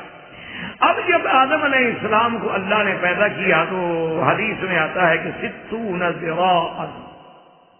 کہ آدم علیہ السلام کا قد جو تھا پتہ ہے کتنا تھا؟ 60، اور چوڑائی کتنی تھی؟ 7 ہاتھ چوڑا. اب ابلیس جو ہے کان من الجن، ہاں جن، لیکن رہتا تھا ملائکہ میں. اچھا وجہ کیا تھی کہ جب ملائکہ کا جند اترا تھا نا جنوں کو سزا دینے کے لیے تو اس کو وہ ساتھ لے گئے، اور یہ جناب بڑا عابد زاہد بن گیا. جب عابد زاہد صالح بن گیا تو فرشتوں کے ساتھ رہنے لگ گیا. تو ہر قسم کے آدمی رہتے ہیں، لیکن یہ نہیں کہ کبھی بھی وہ فرشتہ نہیں تھا. ایک بات یاد رکھنا کہ ابلیس جو ہے کان من الجن ففسق عن امر ربہ. اسی لیے حضرت حسن بصری رحمۃ اللہ علیہ فرماتے ہیں لم یکن طرفۃ عین قط من الملائکہ، ایک پلک جھپکنے کے لیے بھی وہ فرشتہ نہیں تھا، وہ جن تھا، لیکن کانا مع الملائکہ، ملائکہ کے ساتھ رہتے تھے. اب جب وہ گزرے اور دیکھے کہ ایک لمبی سی چیز پڑی ہے تو وہ یوں اس کو بجائے تو کچھ آواز آئے، وہ سوکھ گئی نا مٹی. اچھا اور اس کے بعد دیکھے کہ اوپر سے خالی ہے، پھر پھونک مارے. جو پھونک مارے نا جی تو ہوا نکل جائے نیچے سے، تو کہ ہاں کچھ سمجھ نہیں آتی کہ ہے کیا، لیکن جو بھی ہے عجیب ہے، اندر سے خالی. لا یتمالک، یہ جم کے کھڑا نہیں ہو سکے گا، ضرور پھسلے گا، کیونکہ اندر سے خالی چیز کو کھڑا کریں کتنی دیر کھڑی ہوگی؟ گر جائے گی، پھسل جائے گی.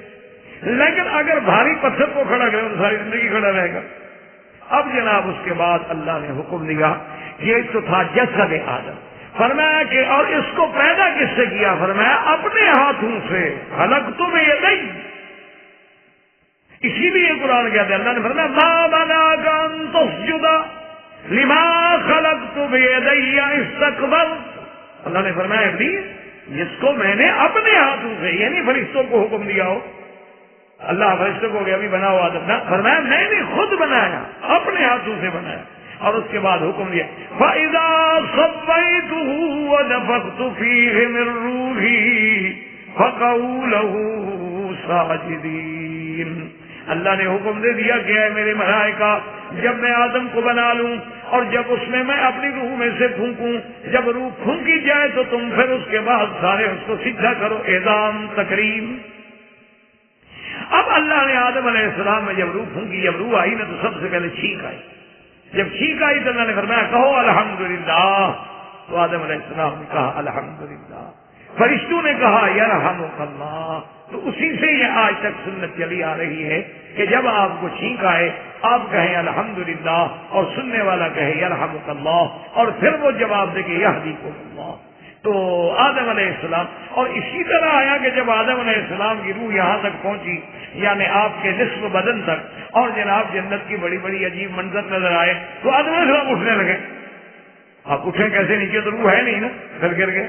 اللہ فرمایا خلق الانسان من اجل. بھی انسان ہے بڑا جلد باز، انسان بڑا جلد باز ہے، صبر نہیں ہے انسان میں. ذرا سی چیز دیکھے بس کہتے ہیں آج ہی سب کچھ مجھے مل جائے، آج ہی حاصل ہو جائے، کھانا کسا کا. انسان کے بس میں ہو نا وہ کہے میں پیدا بھی آج ہوں اور آج ہی جوان ہو جاؤں، آج ہی پڑھ جاؤں، آج ہی ڈگری مل جائے، آج ہی نوکری مل جائے، اور آج ہی سارے پیسے لوگوں کے اٹھا کے میری جیب میں آ جائے. انسان عجول ہے. خلق الانسان من اجل.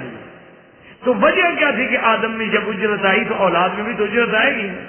اب جب اللہ نے آدم علیہ السلام کو پیدا فرمایا، حکم دیا ملائکہ کو فسجد الملائکۃ کلھم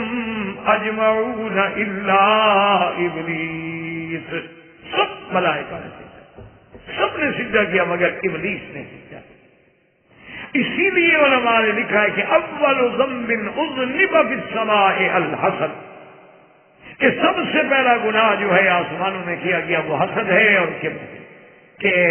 ابلیس کو حسد پیدا۔ اب اللہ کے فرشتے بھی سوچنے لگے، انہوں نے کہا کہ سجدہ تو خیر ہم کر دیتے ہیں، اللہ کا حکم ہے،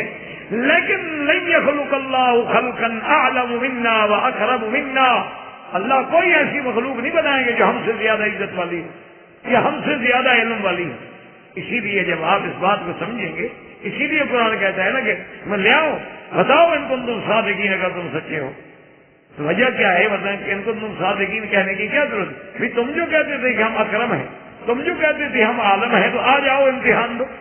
تو اللہ نے آدم علیہ السلام کو پیدا کیا، ملائکہ نے آدم علیہ السلام کو سجدہ کیا، اللہ نے آپ کو شرف بخشا، اور پیدا ہونے کے بعد اللہ نے حکم دیا آدم علیہ السلام کو کہ آدم علیہ السلام جا کے جنت میں قیام فرمائیں، جنت میں رہیں۔ اب اس میں بھی اختلاف ہے کہ کیا وہ جنت الخلد تھی؟ تو اگر وہ جنت الخلد تھی تو پھر آدم نکالے کیسے گئے؟ وہ تو قاعدہ ہے جو اس جنت میں جائے گا کبھی نکلے گا نہیں۔ اور اس جنت کے اندر تو یہ کمال ہے کہ لا تجوع فیہا ولا تعریٰ، وہاں نہ بھوک ہوگی، نہ عریانی ہوگی، نہ تکلیف ہوگی۔ اچھا، پھر جب جنت میں ہم جائیں گے تو ہمیں منع نہیں کیا جائے گا، احکام نہیں ہوں گے۔ اسی لیے حدیث میں آتا ہے نا کہ جب جنت میں اللہ تبارک و تعالی اہل جنت کو اپنا دیدار کرائیں گے، فخروا سجدا، تو مسلمان جو ہے فوراً جنتی سجدے میں گر جائیں گے۔ اللہ فرمائیں گے ارفعوا رؤوسکم لیس دار تکلیف، اٹھاؤ سر اپنا، یہ دار تکلیف تھوڑا ہے، یہ تو جنت ہے۔ وہ تو سجدے کے دور گزر گئے، وہ تو دنیا تھی جو تم نے سجدے کر دیے وہ ہم نے قبول کر دیا۔ اب تو مزے کرو بھائی، کھاؤ پیو عیش کرو، بس اب تو راحت ہی راحت ہے، آرام ہی آرام ہے۔ اس لیے اختلاف ہے کہ کیا اللہ تبارک و تعالی رحم فرمائے کہ آدم علیہ السلام جس جنت میں داخل کیے گئے وہ جنت وہی تھی، جنت الخلد تھی، یا وہ جنت جو ہے اور جنت تھی؟ تو راجح اقوال اسی طرح ہے کہ اور جنت تھی، وہ اصل جنت جو ہے وہ نہیں، بلکہ اللہ کے ہاں کئی جنتیں ہیں۔ اللہ تبارک و تعالی کے بعد مفسرین تو یہ کہتے ہیں کہ ان کو جنت میں رکھا گیا، وہ جنت بھی زمین پہ تھی، اور جو اصل جنت ہے وہ آسمانوں پہ ہوگی۔ لیکن بعض علماء اس پہ اعتراض کرتے ہیں کہ جب اللہ نے فرمایا کہ اترو، تو اگر وہ آسمان میں نہیں تھی اور زمین میں تھی تو زمین میں سے اترو کا کیا مطلب؟ تو اس کا بھی علماء نے جواب دیا ہے کہ جب نوح علیہ السلام کشتی پہ چڑھے تو ان کو بھی تو انہوں نے حکم دیا تھا کہ یا نوح اہبط بسلام منا، تم اترو کشتی سے۔ تو اس لیے اگر آدمی کو ایک مکان سے بھی کہا جائے اترو تو کہہ سکتے ہو، ایک کمرے سے بھی کہا جائے اترو تو کہہ سکتے ہو، ایک گاڑی سے بھی کہو بھی کار سے اترو بھائی، گاڑی سے اترو بھائی، یہ کرسی میں بیٹھے ہو یار اترو۔ اب حالانکہ کرسی چاہے زمین پہ رکھی ہو، تو اس لیے یہ ضروری نہیں ہے کہ وہ جنت وہی ہو، اس جنت کے احکام الگ ہیں اور اس جنت کے احکام الگ ہیں۔ وما علینا الا البلاغ، الحمد للہ وکفا والصلاة والسلام علی خاتم الانبیاء محمد المصطفى وعلى آلہ المجتبى واصحابہ النجبى۔ برادران اسلام، مسجد مستشفی ملک فیصل میں دروس قصص الانبیاء کا یہ دوسرا درس ہے۔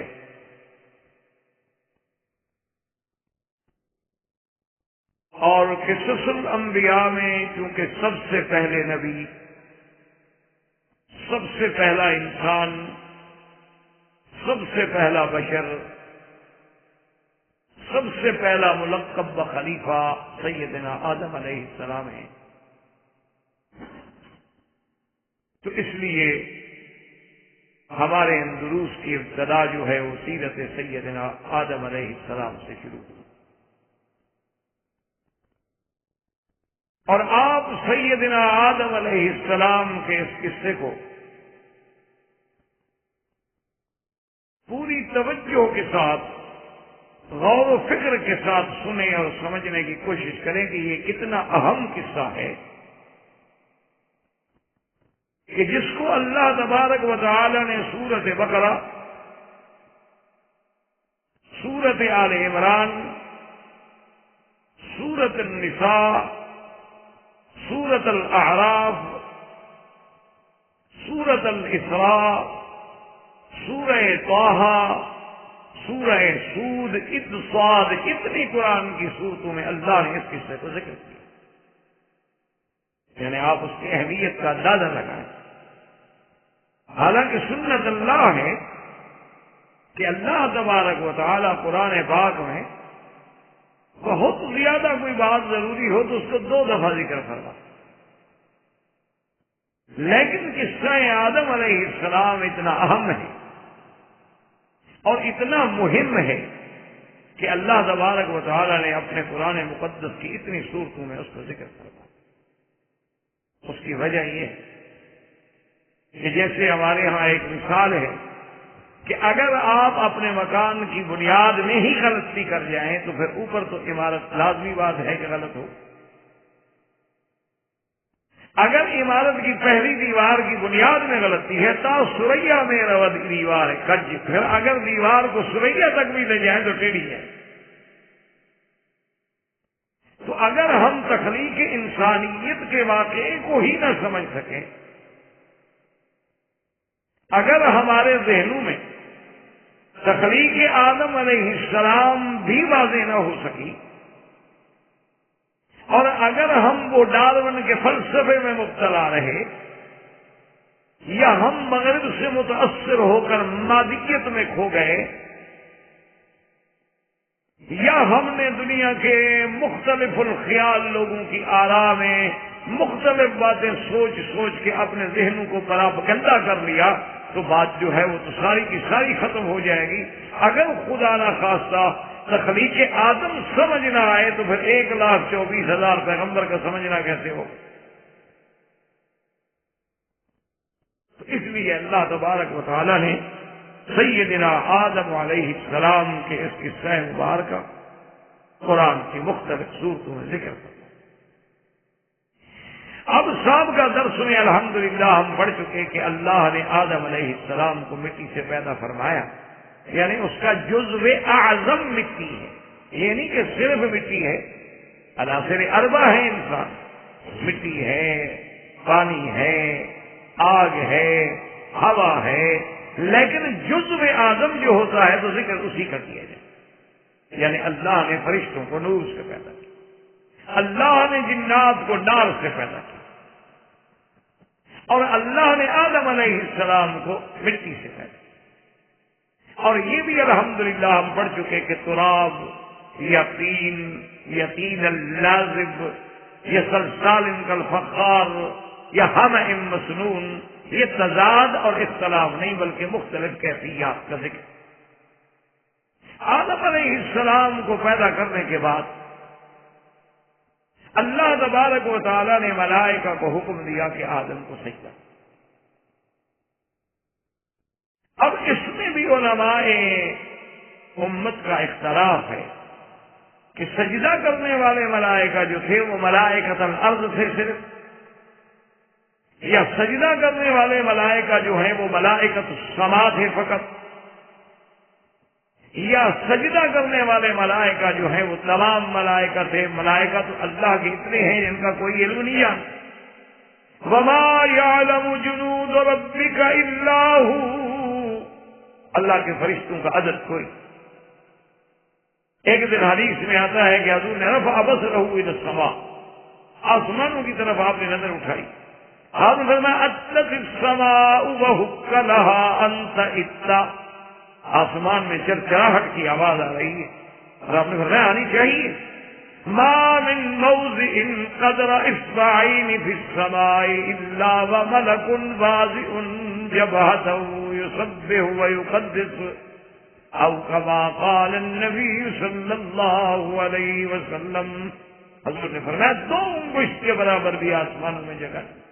مگر کوئی نہ کوئی اللہ کا فرشتہ یا سجود میں ہے یا رکوع میں ہے، اللہ کی تسبیح و تقدیس بیان کر رہے ہیں۔ تو اس لیے علماء کا یہ اختلاف ہے کہ آدم علیہ السلام کو سجدہ جو ہے وہ تمام ملائکہ نے کیا ہے، یا صرف ملائکۃ الارض ہیں، یا صرف ملائکۃ السما۔ لیکن راجح قول، جمہور کا قول، جمہور مفسرین کا قول یہ ہے کہ ہم ان اختلافات میں کیوں پڑیں، جب اللہ کا قرآن واضح کہتا ہے کہ فَسَجَدَ الْمَلَائِكَةُ كُلُّهُمْ أَجْمَعُونَ، اللہ کہتے سب، اور ہر جگہ اللہ پاک نے قرآن میں یہی فرمایا ہے، جیسے کہ سورۃ طٰہٰ کی اس آیت میں وَإِذْ قُلْنَا لِلْمَلَائِكَةِ اسْجُدُوا لِآدَمَ فَسَجَدُوا إِلَّا إِبْلِيسَ أَبَىٰ، صرف ابلیس نے سجدہ نہیں کیا۔ تو جب اللہ کہتا ہے، ایک تو لفظ کلہم، لفظ کل جو ہے وہ بھی استغراق کے لیے ہوتا ہے، اور اجمعون کا صیغہ جو ہے وہ بھی جمع پہ دلالت کرتا ہے، تو لہذا ہم بلا وجہ چھوٹے چھوٹے اختلافات میں کیوں پڑیں؟ اس لیے ظاہر بات جو ہے جمہور مفسرین کرام کے نزدیک وہ یہی ہے کہ اللہ کے حکم سے تمام ملائکہ نے آدم علیہ السلام کو سجدہ کیا۔ اور یہ بات بھی سمجھ لیں کہ یہ سجدہ جو ہے سجدہ تکریم، یہ سجدہ جو ہے سجدہ تعظیم، یہ سجدہ جو ہے سجدہ عبادت ہے۔ اچھا، لیکن سجدہ تعظیم بھی آدم علیہ السلام کی شرح میں اور آسمانوں میں ہوا اللہ کے حکم سے۔ سرکار دو جہاں سیدنا محمد رسول اللہ صلی اللہ علیہ وسلم کی شریعت میں کسی انسان کو سجدہ تعظیم کرنا بھی حرام۔ اس لیے بعض احباب یا بعض علماء لوگوں کو جو مغالطہ دیتے ہیں کہ ہم قبروں پہ سجدے کرتے ہیں، یا ہم اپنے پیروں کو اور مشائخ کو سجدہ کرتے ہیں، یا ہم اپنے بزرگوں کے پیروں پہ کرتے ہیں، یا ہم اپنے والدین کے پاؤں میں جھکتے ہیں، تو یہ تعظیم مقصود ہے، عبادت نہیں ہے، تو یہ بھی غلط ہے۔ ہمارے آقا کی شریعت میں تو سجدہ تعظیم بھی حرام، اس لیے کہ حضور صلی اللہ علیہ وسلم نے، صحابہ نے جب پوچھا تھا کہ یا رسول اللہ صلی اللہ علیہ وسلم، دنیا کے بادشاہوں کو لوگ سجدہ کرتے، تو آپ ہمیں اجازت دیں کہ ہم آپ کو بھی سجدہ۔ حضور صلی اللہ علیہ وسلم نے فرمایا کہ خبردار کسی کو سجدہ، حالانکہ صحابہ کا مقصد پوچھنے کا کیا تھا؟ تعظیم تھی۔ صحابہ حضور کو عبادت کے لیے تو سجدہ کرنا نہیں چاہتے تھے، یہ تھا کہ جیسے لوگ بادشاہوں کی تعظیم کرتے ہیں، پہلے فرشی سلام کرتے ہیں، پھر جھکتے ہیں، پھر سجدہ کرتے ہیں، پھر ہاتھ باندھ کے سامنے کھڑے ہوتے ہیں، تو حضور آپ تو ہمارے دنیا و دین کے بادشاہ ہیں۔ حضور نے فرمایا کہ نہیں، میری شریعت میں کسی کو بھی سجدہ کرنا جو ہے وہ ناجائز ہے، اور اگر سجدے کی اجازت ہوتی لَأَمَرْتُ امْرَأَةً أَن تَسْجُدَ لِزَوْجِهَا، میں عورت کو حکم دیتا کہ وہ اپنے خاوند کو سجدہ کرے، کہ ایک عورت پر اس کے خاوند کے کتنے بڑے حقوق ہیں، اور ایک عورت کے لیے اس کے خاوند کی کتنی بڑی تعظیم ہے، ایک عورت کے لیے خاوند کی کتنی بڑی عظمت ہے، کہ میں اس کو حکم دیتا، لیکن شریعت کی اجازت نہیں دیتی۔ تو لہذا یہ مسئلہ جو ہے وہ صاف ہو گیا کہ آدم علیہ السلام کو تمام ملائکہ نے سجدہ کی، اور وہ سجدہ تکریم تھا اور اللہ کے حکم سے تھا۔ ہم اگر کسی کو سجدہ نہیں کرتے تو اللہ کا حکم ہے کہ کسی کو سجدہ نہ کرے، اور حضور صلی اللہ علیہ وسلم کا حکم ہے کہ کسی کو سجدہ کرے۔ اب سجود ملائکہ کے بعد دوسرا مرحلہ آیا امتحان کا، کہ اللہ تبارک و تعالیٰ نے آدم علیہ السلام کو تمام اشیاء کے علم سکھلا دی۔ اللہ تبارک و تعالیٰ نے علم عطا فرما دیا، حتیٰ کہ حضرت ابن عباس رضی اللہ تعالیٰ عنہ فرماتے ہیں کہ علم آدم الاسماء کا معنی یہ ہے کہ اسماء کل شیء، کہ هذه دابہ وهذه شجرہ وهذه کذا وهذه کذا وهذه کذا، ہر چیز کا علم دے دیا کہ یہ جانور ہے، یہ درخت ہے، یہ انار ہے، یہ انگور ہے، یہ فلاں چیز، سارے اسماء سکھلا دیے، بنیادی طور پر ان چیزوں کے نام سکھلا دیے، بتلا دیے، اور اس کے بعد پھر اللہ نے امتحان و اختبار شروع فرمایا، اور اللہ نے فرمایا کہ اب ایسا کرتے ہیں کہ ملائکہ کا امتحان ہو جائے۔ وَعَلَّمَ آدَمَ الْأَسْمَاءَ كُلَّهَا ثُمَّ عَرَضَهُمْ عَلَى الْمَلَائِكَةِ فَقَالَ أَنبِئُونِي بِأَسْمَاءِ هَؤُلَاءِ إِن كُنتُمْ صَادِقِينَ قالوا سبحانك لا علم لنا علم لنا الا ما علمتنا انك انت العلیم الحکیم۔ اب اللہ تبارک و تعالی نے آدم علیہ السلام کو تو تمام اسماء کا علم عطا فرما دیا اور ملائکہ کو پیش کیا، جب یہ چیزیں ہیں ساری چیزیں سامنے کر دی، اور اللہ نے حکم فرمایا کہ ملائکہ انبئون، مجھے بتلاؤ کہ ان چیزوں کا نام کیا ہے۔ اب اور ساتھ یہ بھی فرمایا کہ ان کنتم صادقین، اگر تم سچے، ان کنتم صادقین کا معنی یہ ہے، علماء نے لکھا ہے کہ جب آدم علیہ السلام کو اللہ نے پیدا کرنے کا فیصلہ فرما دیا اور ملائکہ کو بتلا دیا کہ انی جاعل فی الارض خلیفہ، تو ملائکہ آپس میں کہنے لگے، اور بعض علماء نے فرمایا کچھ نے تو کہا اور بعض کے دل میں یہ بات آئی، زبان پہ نہیں آئی، کہ نہیں یخلق اللہ خلقا اکرم منا واعلم منا، اللہ کوئی ایسی مخلوق پیدا نہیں کریں گے جو ہم سے زیادہ عزت والی، کہ ہم سے زیادہ علم والی، کیونکہ وہ تجربہ کر چکے تھے کہ اللہ نے پہلے مخلوق پیدا فرمائی جنوں کی، لیکن جنات نے زمین میں فساد پھیلایا، تو پھر اللہ نے ہمیں بھیجا ان کے سیدھا کرنے کے لیے، ان کو کنٹرول کرنے کے لیے۔ تو اس کا مطلب ہے کہ ہم عالم ہیں، ہم اکرم ہیں۔ انہوں نے کہا کہ ٹھیک ہے، اللہ مخلوق تو پیدا کرنا چاہتے ہیں، جو بھی پیدا کریں، لیکن ہم سے زیادہ عزت والا نہیں ہوگا، ہم سے زیادہ علم والا نہیں ہوگا۔ یہ بات ان کے دل میں آئی تو اللہ نے فرمایا کہ اگر اس خیال میں تم سچے ہو، اگر اس دعوے میں تم سچے ہو کہ تم سے کوئی اکرم نہیں اور تم سے کوئی عالم نہیں، تو اکرم کا قصہ تو دیکھ لیا کہ ہم نے ملائکہ سب کو حکم دیا کہ آدم کو سجدہ کرو، وہ تو تم پہ واضح ہو گیا کہ آدم سب سے اکرم ہے، آدم علیہ السلام سب سے افضل ہے۔ جیسے کہ کسی شاعر نے بھی کہا ہے کہ فرشتے سے بہتر ہے انسان بننا، فرشتے سے بہتر ہے انسان بننا، لیکن اس میں پڑتی ہے محنت زیادہ، محنت تو زیادہ کرنا پڑتی ہے، لیکن اللہ نے جو انسان کو مقام دیا ہے، اب دیکھیں 1,24,000 پیغمبر اللہ نے فرشتوں میں تو نہیں بھیجا، اللہ نے انسانوں میں، اور اللہ نے انبیاء کو تو اتنا بڑا مقام دیا ہے کہ سب سے افضل فرشتہ جو ہے وہ جبریل ہے، اور اس کا عالم یہ تھا کہ جیسے میرے آقا کا خادم ہو کہ بغیر اجازت کے گھر میں داخل نہیں ہو سکتا، بغیر اذن کے بات نہیں کر سکتا۔ حضور صلی اللہ علیہ وسلم کی لیلۃ المعراج میں سواری پکڑ کے لانے والا، سواری پہ سوار کرانے والا جبریل ہے، یعنی وہ ڈپٹی کر رہا ہے جو ایک خادم ڈپٹی کرتا ہے۔ تو مقام انسانیت کتنا بڑا بلند ہے، لیکن شرط یہ ہے کہ انسان بن جائے، شرط یہ ہے کہ انسان صحیح معنوں میں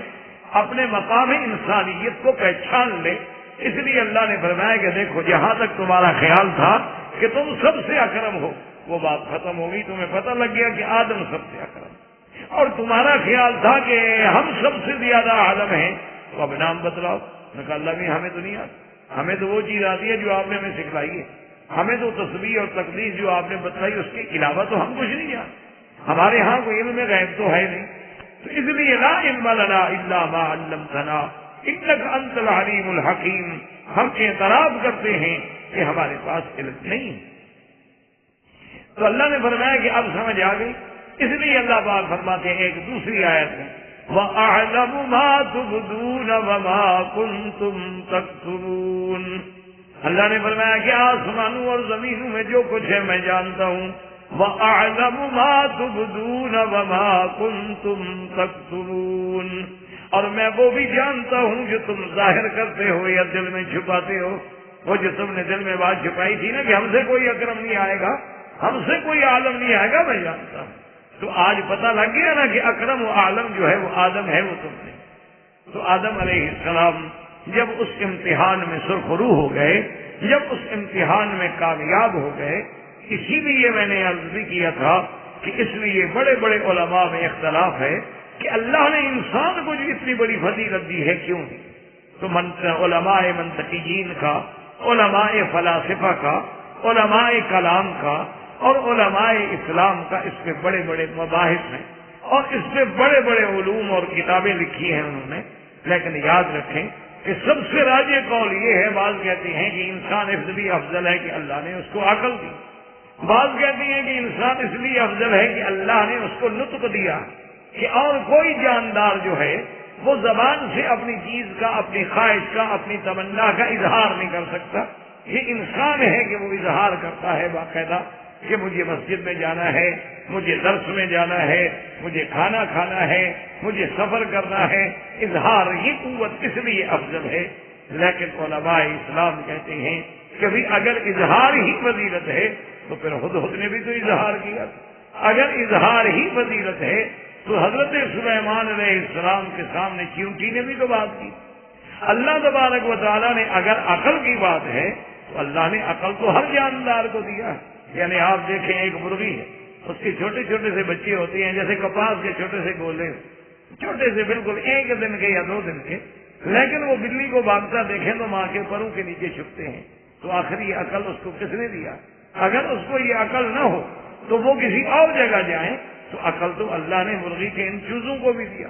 اللہ تبارک و تعالیٰ نے اب آپ دیکھیں مثال کے طور پر گائے بندی ہوں، بکریاں بندی ہوں، ان سب کی پھل ہوں، اولادیں ہوں، بچے ہوں، بچڑے ہوں، تو جب ان کو چھوڑیں گے تو ہر بچہ اپنی ماں کا جا کے دودھ پیتا، وہ کسی دوسرے کو جا کے نہیں چھیڑتا. اگر غلطی سے کوئی دوسرا چلا جائے تو اس کو وہ گائے بھی دودھ نہیں پلاتی کہ یہ میرا بچہ نہیں. تو یہ کس کو؟ اتنا عقل تو آخر اللہ تبارک و تعالیٰ نے سب کو دیا. اب آپ دیکھ لیں بلی ہے، آپ دیکھ لیں کتا ہے، اتنا عقل تو ان کو بھی دیا گیا ہے کہ آپ ان کو کرتون میں بند کر کے دوسرے محلے میں چھوڑ آئیں، آپ کے گھر پہنچ جائے گی واپس. تو آخر راستہ ڈھونڈنا، ایک محلے سے دوسرے محلے میں پھر واپس آ جانا. حتیٰ کہ کتاب الحیوانات کے جو علماء ہیں وہ لکھتے ہیں کہ کتا کتنا خسیس جانور ہے، لیکن اگر بابلہ بھی ہو جائے، پاگل بھی ہو جائے، یعنی وہ مرض ہو جائے، دماغ اس کا چل جائے، پھر بھی اپنے مالک کو کبھی نہیں کاٹتا، اپنے مالک پہ حملہ نہیں کرتا، پاگل ہونے کے باوجود بھی. تو اتنی عقل تو اس کو بھی. اسی طرح آپ دیکھ لیں گھوڑا ہے، اللہ نے اس کو بھی عقل دی ہے کہ آپ جنگلوں میں ہیں، آپ صحراؤں میں ہیں، آپ راستہ بھول گئے ہیں، آپ لگام ڈھیلی کر کے چھوڑ دیں اللہ پہ، اور اس کے بعد گھوڑا خود بخود ڈھونڈتے ڈھونڈتے آپ کو کسی رستے پہ پہنچا دے. اگر مالک گر جائے تو ساتھ کھڑا رہے گا، یا اس کی مدد کے لیے جو امکانی کام ہو سکتا ہے وہ سر انجام دے گا. تو عقل تو اللہ نے حیوانوں کو بھی دیا. اللہ نے ہر کسی کو تھوڑا دیا، کسی کو زیادہ دیا. اس لیے علماء فرماتے ہیں کہ اصل فضیلت جو ہے وہ قرآن سے ثابت ہے کہ وَعَلَّمَ آدَمَ الْأَسْمَاءَ كُلَّهَا، اللہ نے آدم سے علم دیا. اور جب علم کا مقابلہ ہوا، فرشتوں سے پوچھا کہ ہم کو یوں نہیں بتلاؤ. اب انہوں نے کہا کہ نہیں جناب، ہم تو کچھ سبحانک لا علم، تو انہوں نے نفی کی کہ ہمیں علم نہیں ہے. الا ما علمتنا انك انت العليم الحكيم. قال يا آدم انبئهم باسمائهم فلما انبأهم باسمائهم قال الم اقل لكم اني اعلم غيب السماوات والارض واعلم ما تبدون وما كنتم تكتمون. اس لیے علماء اسلام کا یہ فیصلہ ہے کہ اللہ نے انسان کو جو فضیلت دی ہے وہ فضیلت علم کی وجہ سے، وہ فضیلت تعلیم کی وجہ سے، وہ فضیلت تعلم کی وجہ سے. یہ شرف اللہ نے صرف انسان کو بخشا ہے کہ انسان خود بھی علم حاصل کرتا ہے، اور انسان اللہ تبارک و تعالیٰ نے اس کو آگے بھی توفیق دی ہے کہ پھر وہ دوسروں کو بھی تعلیم دیتا ہے، اپنے علم کو منتقل بھی کرتا ہے، اور یہ علم کا سلسلہ جو ہے پھر پھیلتا چلا جاتا ہے پوری دنیا میں. اس لیے جو شرف ملا ہے آدم کو، جو شرف ملا انسان کو، وہ علم کی وجہ سے. اب اس شرف کے بعد اللہ تبارک و تعالیٰ نے حکم فرمایا آدم علیہ السلام کو، جیسا کہ ہم پہلے بھی پڑھ چکے ہیں، اور اس آیت مبارکہ میں جو سورت طٰہٰ میں آیات ہیں، اللہ نے فرمایا وَيَا آدَمُ اسْكُنْ أَنْتَ وَزَوْجُكَ الْجَنَّةَ، تم اور تمہاری بیوی. تو اس سے پیدا یہ ہوا کہ آدم علیہ السلام کو جنت میں داخل کرنے کا حکم ملا. اور بعض علماء فرماتے ہیں کہ آدم سے حوا پیدا کرنے کے بعد دونوں کو حکم دیا. اور اکثر علماء کا راج قول یہ ہے کہ اللہ نے آدم کو جنت میں رکھا تھا، تو اللہ نے پھر بی بی حوا کو جو پیدا کیا ہے تو وہ آدم علیہ السلام کی ذل ایسر سے پیدا کی. یعنی آدم علیہ السلام سوئے ہوئے تھے، اور جب اٹھے ہیں تو ساتھ ایک عورت بیٹھی. آپ نے پوچھا کہ کون؟ تو اس نے کہا کہ حوا. کیوں ہو تمہیں؟ انہوں نے کہا اللہ نے مجھے اس لیے پیدا کیا ہے کہ تاکہ تم سکون پاؤ. احباب کرام، اس کے بعد اب آپ اس مبارک سلسلے کی CD نمبر 2 سماعت فرمائیں۔